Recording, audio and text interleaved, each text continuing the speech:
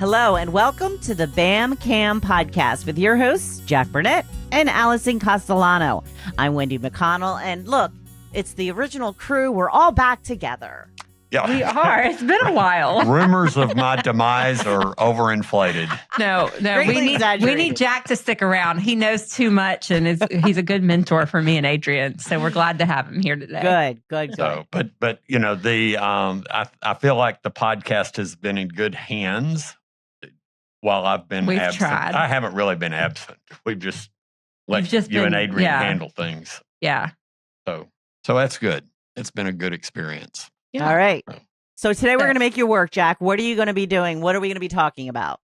Well, today we're going to be talking about cleaning up what we call money clutter, Yeah. things that are out there that just need to be cleaned up. And- And almost every household has some This of is this. something that we see when we talk to a lot of new clients or even just potential clients. And I know it's something that Adrian and I have dealt with in our own household. I'm sure you and Mom dealt with it in your household at one point or another. Well, still do. Yeah. I can think of some things that could be cleaned up even today. Okay. And now. So this is probably good, timely. I may take some You might take your I own might advice. take some action off of our own podcast today. So I think it's good. But yeah, you know, money clutter is really these loose ends, financial things that we often say, oh, I need to do that, but you just don't get around, or you Life think is about busy. it. You think Yeah. about it at the wrong Mhm. time, or you know, you think about it when you're laying in bed at night. It's not convenient to and go then you do. forgot about it in the morning. Yeah. Correct. And so it could be an old 401k from a previous job or something of that nature. It might be just a small bank account at a bank that you don't use as your primary banking, and things that don't have a need anymore. Any kind of thing that's kind of a loose end. And they all they do is clutter. And just like our minds, when we or just like a computer, if it has too much crap on it and that sort of thing, it can slow a computer's Slows it processing down. Uh-huh. Our brains and our lives work the same way. It can be it can just It can really make be us a more hindrance. Yeah. you know, it creates inefficiencies in our life. So that's what we want to talk about today. Yeah. And, you know, maybe perhaps there was a work retirement plan that you set 10 years ago. You picked some default settings, maybe a, what are they called? Target date Date fund. fund. Yep. And because you really just didn't understand it, didn't know what any of it meant. And you haven't even logged in since. Correct. So your financial life, it ends up feeling kind of like a junk drawer. And that's 4 jobs ago. Yeah. But your financial life, it can end up feeling kind of like that junk drawer. Ours is in our kitchen. And we're afraid to open it. You just don't know what you're going to find in there. But if you are feeling like that, you're not alone. Yeah. And don't feel bad about that, because I think almost every household has something that we call this financial clutter that could be cleaned up. It could be things like cleaning up beneficiaries that Exactly. need to be Mhm. changed and so forth. So it's you know, it's the good news is all this is fixable, and but it does require some effort on your part to get organized and then develop a game plan to do it. And the nice thing is that can be quite satisfying. Yeah. I think once you get started, you're going to feel this momentum. You know, it's going to take some pressure off, and you're going to feel more motivated to keep if your going. garage is an absolute disaster. He's looking at me like No, that I'm might be just my saying- garage. No, but if your garage is an absolute disaster, there's a certain amount of satisfaction of dedicating Mhm. that Saturday Yeah. to actually cleaning it up, getting rid of some things, you know, kind of consolidating, putting things in proper places and that sort of thing. And then seeing the end result can be quite satisfying You're from right. that standpoint. You're right. So let's talk a little bit about exactly what we're talking about. What comprises Yeah. So financial when we clutter. talk about financial clutter, we're not talking about piles of old receipts or, you know, unopened bank statements. This is the scattered stuff in your financial life that builds up slowly over time. And things you mean to get around to, but generally never do. And one of the things that's most common that we see are Those old 401ks. retirement accounts at old employers. So you went and you worked somewhere, and you worked there for 3 years, and then you left and moved on to another job, but you never moved that retirement account. And it may have as little as less than $1,000. It may have $8,000 in it. It might have $30,000 in it. But you might have 3 former employers with small little accounts. And we've helped clients with this many, many times, but to consolidate and do it. It's very inefficient to have these in different places. The investment strategies are not coordinated among the accounts. The most important thing is that you might forget about them, and you might forget that they're even there. And then something happens to you, and it never becomes part of your estate or whatever for your beneficiaries should something happen to you. And so it's important that we do that. So what are some other areas of financial clutter? Perhaps an HSA that you opened at one employer when you were offered a high deductible plan, and then you never touched it. Right. And so many companies offer HSAs and high deductible health insurance plans, but those are all separate HSAs and so forth. So when you change jobs, it'd be a new HSA and the new job and so forth. But that old HSA still has the same benefits. It can still be used for health insurance or whatever. It may have an opportunity to be consolidated or whatever. Yeah. So this is an area that we can help you with on that as well. Another thing that we see is outdated beneficiaries.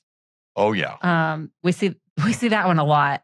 Perhaps your ex is still listed as a beneficiary. Or it might be your parents. Your first few jobs, but say before you got married or whatever, you may have named siblings or parents. I know I named Riggs as my beneficiary when I first started teaching. And then when we got married, I forgot to update it.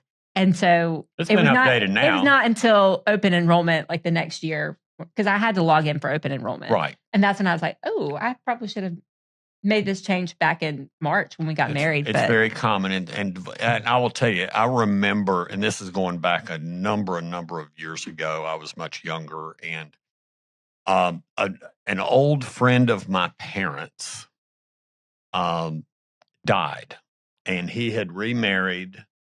But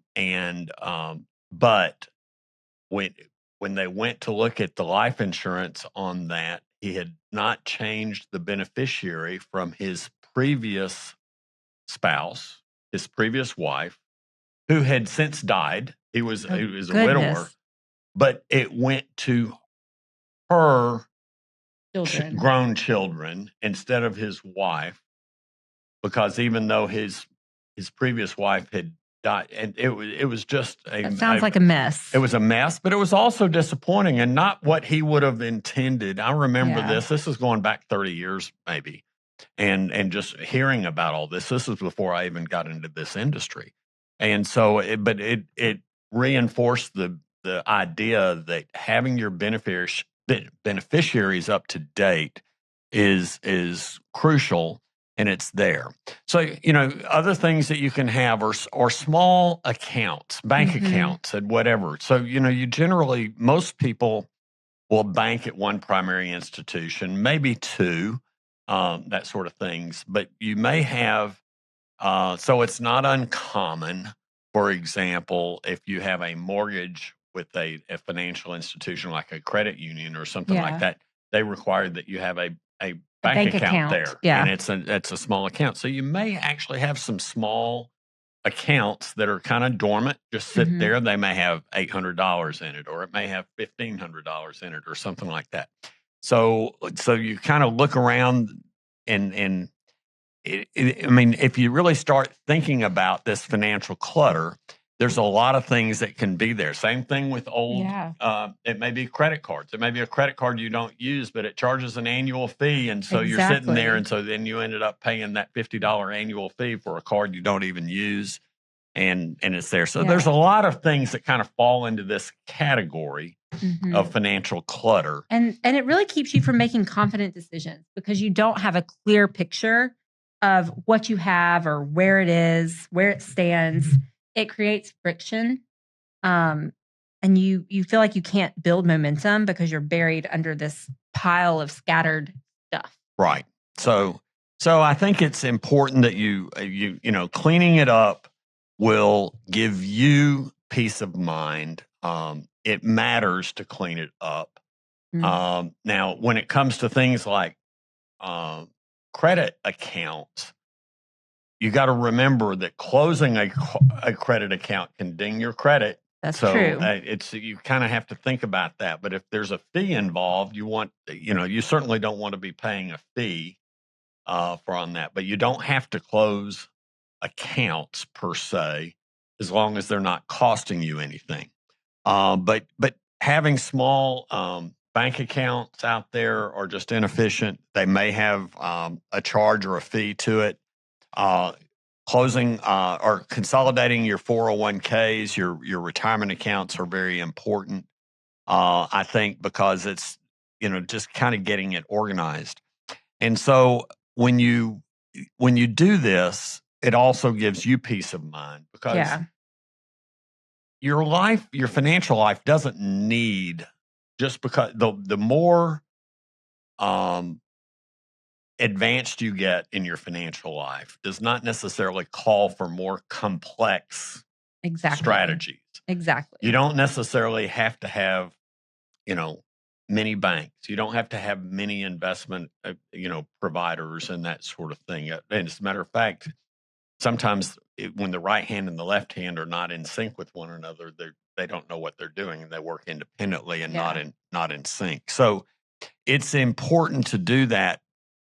But one thing that we have found, a common, I wish I had $1 for every time I've heard this. I need to call you and sit down and work with you, but I need to get my things in order first. Oh yeah, we hear that all the time, and we understand that instinct. You want to feel organized before you pull someone else in. Mm-hmm. But we actually can help you, and it's part of our job to help you organize and sort through these things. Yeah, we're happy to do it. We can help you do it in a way that's efficient and cost effective and strategic. Yeah. Most of all, strategic. Yeah. And what you need to do and what you need to focus on. So and cleaning up this money clutter is one of the most underrated ways to get ahead financially because it does create that clarity. And when you have that clarity, you can make better decisions with more confidence. And I like to kind of make the analogy, it's like organizing my closet. Once it's cleaned out, I can see what I have in there. I quit buying duplicates of things. And so it just makes the stress of getting dressed in the morning a lot easier. Correct. I know what I have. Yep. And where it is. Yep. So it's good. That analogy of putting it off until you get organized reminds me that, those of you that listen to the podcast regularly know that we've had our friends from Iron Tribe on before. Mm-hmm. And so many people take that same approach to getting into a gym and getting in shape. Mm-hmm. I'll get myself in shape and then go to the gym. Yeah. And that's not really, what I really am pleased when I see our colleagues at the gym that come in and they start this journey at Iron Tribe and they're overweight and so forth. And it gives me great pleasure when I see someone that's been there for 6 months and I pull them aside and I sit there and say, all your hard work is paying off. It's showing. Yeah. And they feel so good when I tell them that, but it's true. It's true. And so but we can apply that same analogy for a lot of things, but I've never heard a parent say, I'm going to get my kid smart before I send them to school. That's true. There's something I've thought about just now. Not that I didn't teach smart kids, but no parent has said, I'm going to get my kids smart first. Well, you taught smart ones and dumb ones. Taught them all. Yeah. So anyway, so let's talk about the 401k graveyard, because that's something we see. This is probably the most regularly. Common thing that we see. Perhaps you've changed jobs a few times. It's totally normal. A lot of people do this. But here's the question. Did you ever move your retirement account from that old job? And if the answer is, I don't know. Sometimes you don't know. You don't really know. You don't remember. I would suggest every person out there listening to this, list every job you've ever had. Mm-hmm. And can you account for what happened with the retirement plan from that job? Yeah. Do you know exactly where that ended up? If it's already been rolled over to your IRA, then you know that that's the case. Did it get rolled over into a subsequent employer's plan, which is an option on there? So first of all, list all your former employers and try to account for those plans. Identify where they are or where they ended up being. And I want to say, don't just do this for your big kid jobs, your adult jobs. I worked at Lululemon. Yes, I worked there as an adult after college while I was teaching, but I had a retirement account with Lululemon. So and it had 401k money and it had Roth money in it. Yeah. So there's even maybe you were in high school. I don't know. There was something available to you at Chick-fil-A or Publix. I don't know what their benefits plans are. So let's say you've identified an employer, you remember that there was a plan, and that's all you've got. Mm-hmm. Where do you go next?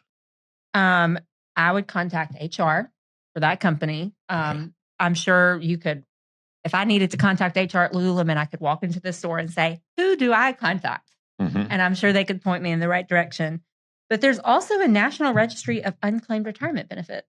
Cool. Yeah. Who knew? Yeah.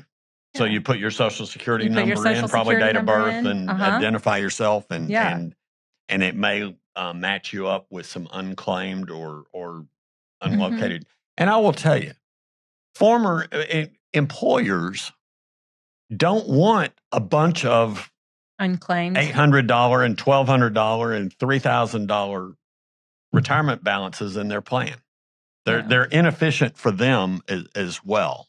So once you've identified that you have an account somewhere out there, either a former employer or wherever, so you have several options of what you can do. One is you can leave it there. No one can force you to leave. Well, I take that back. Some plans do force a distribution if you leave, and it's a small. So it might be like less than $500, things of that nature. They'll just automatically distribute and so forth when you separate service. But if it's a relatively small balance and that sort of thing, it can stay there. It's not necessarily the best option for you. So you could also roll it into your current employer's plan if they allow. Most do allow that. Or you can roll it into an IRA where you control that and so forth. And we see that more often than not. That's what most people do. And it gives you the greatest flexibility on that. All of these have pros and cons to them. Generally, the cost inside of employer plans are lower, but your investment options are very limited in what they offer. And there could be hidden fees and things that you don't know about and so forth. So it gets, there's just pros and cons. We walk through our clients when they're evaluating rollover options, what the pros and cons are. Yeah. And more often than not, people are relieved to have fewer accounts to keep track of. Correct. So, it really does simplify your financial life by consolidating, in some form or fashion. In this day and age, it's rare for someone to enter the workforce either if they went to college after they graduate college, or even if they enter the workforce without going to college, it's rare for someone to go to work for one employer, work there for 35 or 40 years, and retire and get the gold watch, which is what our grandparents did. That's extremely rare. Most people over the course of a 35, 40, 45-year career are going to work for a number of employers. And so it's common to have these old retirement accounts out there. Yeah. So again, if you've got 3 or 4 accounts spread out, it doesn't make you a failure. It makes you human. But this cleanup is doable, and the payoff and peace of mind is huge. Yeah. And if any of these old employers had HSAs where you were part of a high deductible healthcare plan, if you have a 401k that's sitting out there, you probably have an HSA too. Yeah. So you need to identify that and understand, what you have. So other places that money gets lost. One is, let's talk about the state. You recently did this. So I was, preparing for this podcast, and, I know that states have unclaimed property database websites. And so I said, well, let me just check.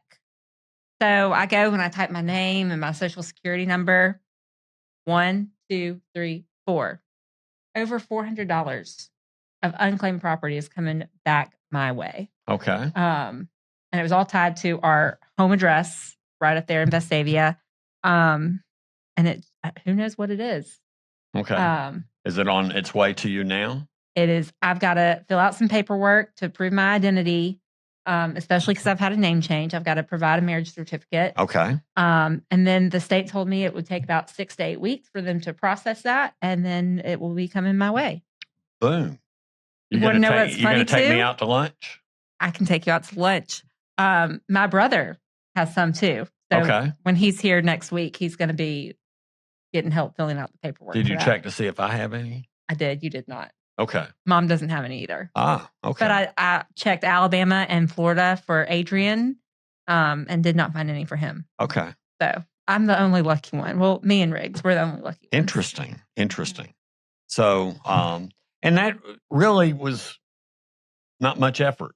No, I literally typed my name and a social security number in. Mm-hmm. And that's all I had to do.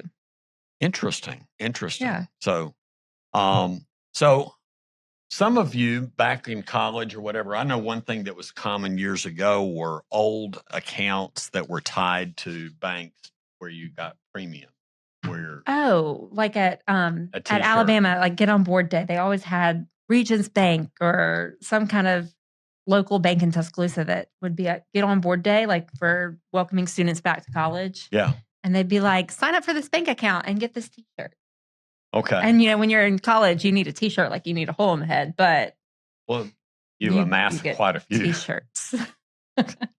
So you still have some of your old college t-shirts. I've gotten rid of a lot. Yeah. But having these old accounts out there, you might as well clean them up.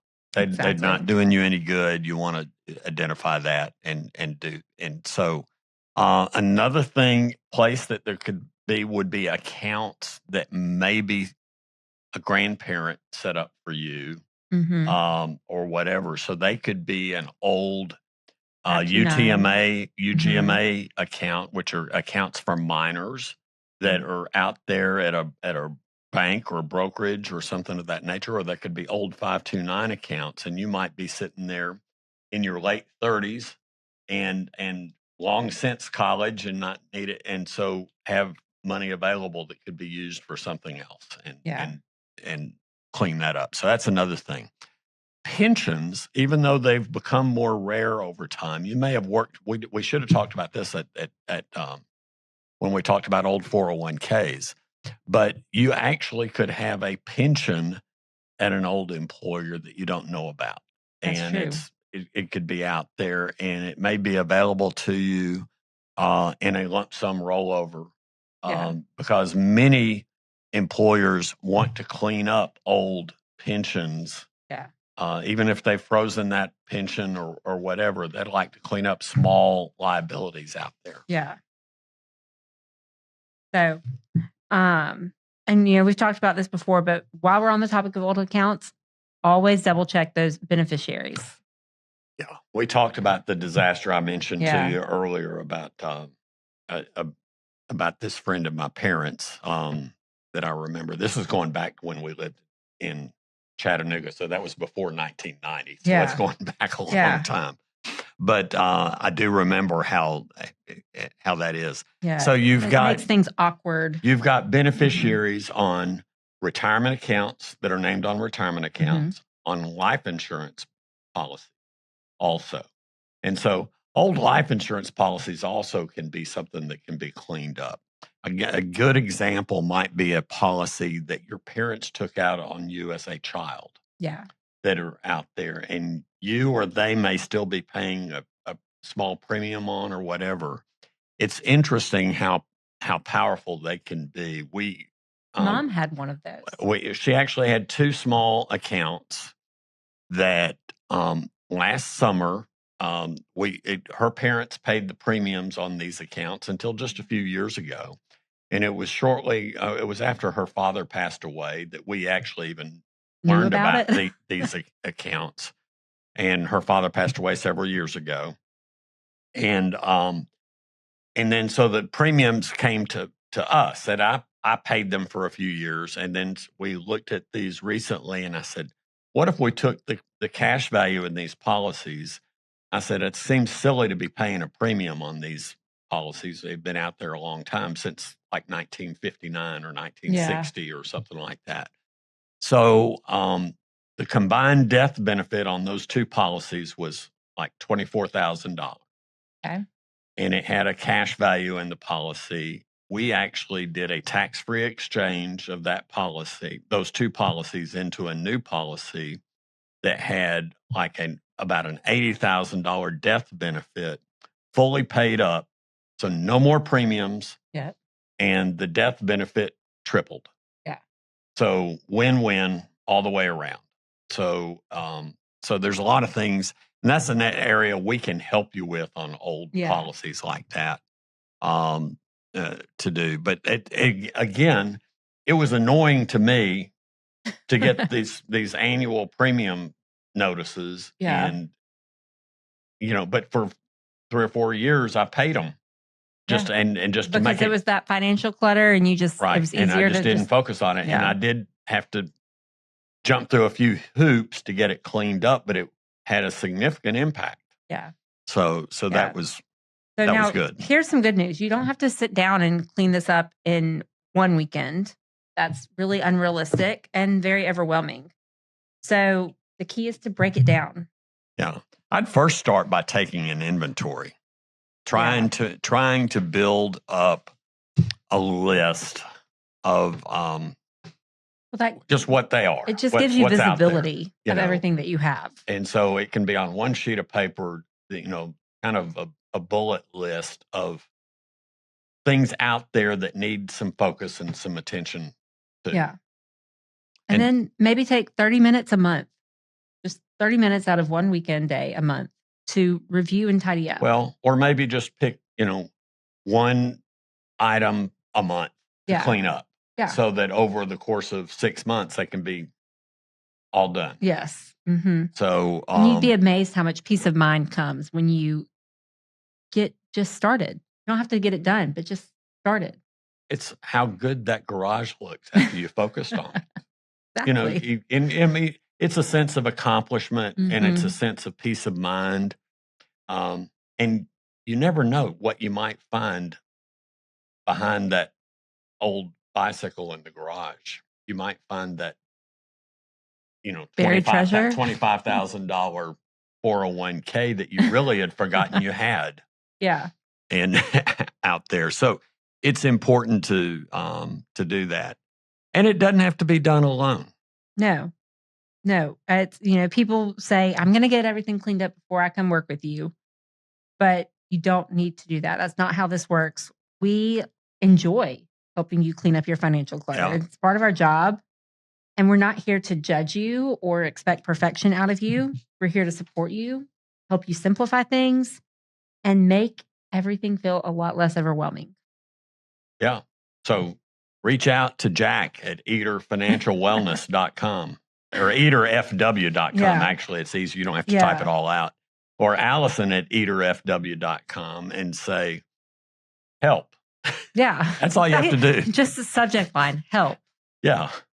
You know, We're here for you. We're here to help. We don't judge. We have and honestly, we've been here before. So I can't remember the last time someone came to me with something that I said, wow, I haven't seen that ever. I'd be shocked if any of you out there that are contemplating reaching out could throw us something that we haven't seen or dealt with before. That's true. And if you do, that's fine. We'll help you. Learn. We'll help you figure it out. So we'd be delighted to help you. But this can provide you some great peace of mind. It will provide some benefit to you to get your assets, even though they may be, relatively small in the grand scheme of things. It does add up because time and discipline, as you know, will help you with your investments, make sure that they work well together. Exactly. I'm going to get a free lunch after you get your $400 out of this. And so I'm excited about that. Free lunch. Yeah. Who knows? I might buy something for myself too, but I'll put some of it back in savings. There we go. All right. So it's a judgment-free zone. You can get in touch with Jack or Allison or even Adrian and say help, and they'll know exactly what it is about and what you need to do. Correct? Subject line help. That works every time. Help! All right. Thanks, guys. And thank you for listening today. Please like, follow, and share this podcast with your friends. Until next time, I'm Wendy McConnell. Thank you for listening to the BamCam podcast with Jack Burnette and Alison Castellano from Eater Financial Wellness, a financial advisory practice at RFG Advisory. To get in touch with us, visit today's show notes or go to our website at www.eaterfinancialwellness.com. That's ITER financialwellness.com. And please click the follow button to be notified when new episodes become available. Content here is for illustrative purposes and general information only. It is not legal, tax, or individualized financial advice, nor is it a recommendation to buy, sell, or hold any specific security or engage in any specific trading strategy. Information here may be provided in part by third-party sources. These sources are generally deemed to be reliable. However, neither our guest nor RFG Advisory guarantee the accuracy of third-party sources. The views expressed here are those of our guest. They do not necessarily represent those of RFG Advisory, its employees, or its clients. This commentary should not be regarded as a description of advisory services provided by RFG Advisory or performance returns of any client. The views reflected in the commentary are subject to change at any time without notice. Securities offered by registered representatives of Private Client Services, member FINRA SIPC. Advisory services offered by investment advisory representatives of RFG Advisory, LLC, RFG Advisory or RFG, a registered investment advisor. Private Client Services and RFG Advisory are unaffiliated entities. Advisory services are only offered to clients or prospective clients where RFG Advisory and its representatives are properly licensed or exempt from licensure. No advisory services may be rendered by RFG Advisory unless a client agreement is in place. RFG Advisory is an SEC-registered investment advisor. SEC registration does not constitute an endorsement of RFG by the Commission, nor does it indicate that RFG or any associated investment advisory representative has attained a particular level of skill or ability.